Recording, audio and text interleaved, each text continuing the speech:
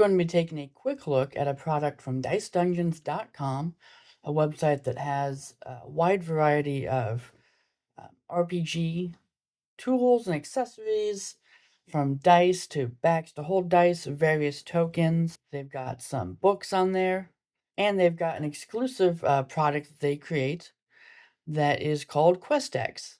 And Quest decks are a series of card decks that do exactly what it sounds like, help you decide on side quests and little adventures and things that could be going on in the locations and the people in the games that you're making and the games that you're playing. Each deck is going to run you $16, and there are probably twice as many than what I have here. So I've got 6,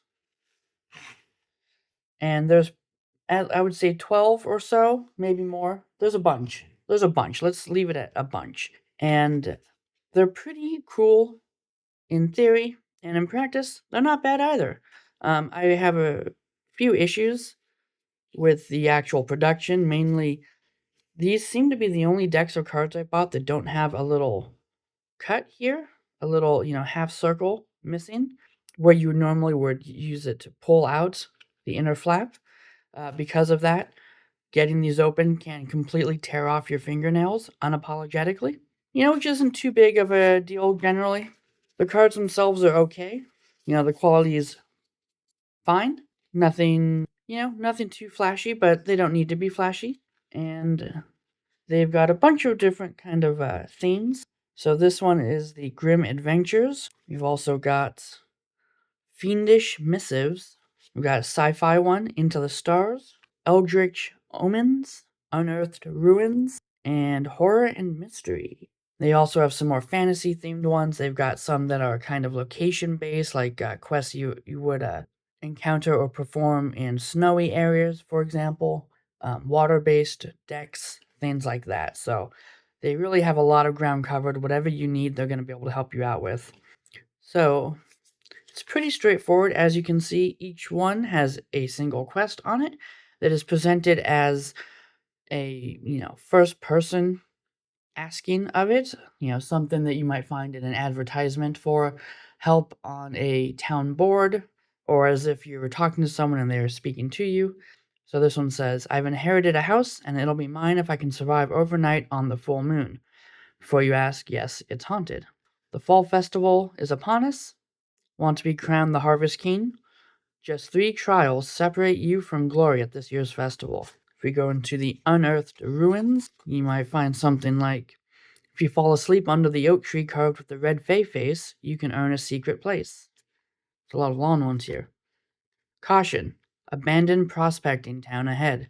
Beware of fallen rocks, unstable structures, and uncovered mine shafts. Or if you're going to be going a little bit further away from the Earth, all my brother left me was this encrypted disk. Please help me figure out why it was so important to him. So you can see they're very open-ended most of the time. And we got some blank ones here. You can write your own if you want. Bounty hunter needed. Looking for a bounty hunter who can get a job done, stay silent, and keep the questions to a minimum. So these are all great starting points. If you ever need to do something on the fly, or if you just are having trouble filling out your world with some objectives for the NPCs or your players to do. This one, Horror and Mystery. Some of the cards, they've got a different finish from other decks. The Grim Adventure ones are kind of uncoated, and then these ones are very glossy, as you can see, and they're very sticky, but they still work well. Doesn't change how well they work. At the midsummer bonfire, flaming creatures appeared and danced around the fire. We fled, but now whenever we start a fire, the things appear again, flinging sparks everywhere. Help us remove this nuisance. As you can see, this is a very simple tool that you can use to give you an open-ending jumping-off point whenever you're in need of some sort of quest in your fictional writing or creative writing, or in the tabletop games you play, or the tabletop games or video games you are creating. There's a lot to work with here.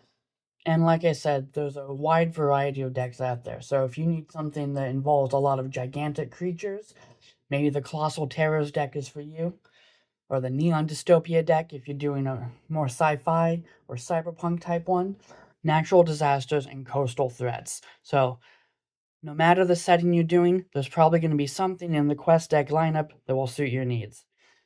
Very awesome. Go check it out. Sometimes I'll have sales, so just keep an eye out.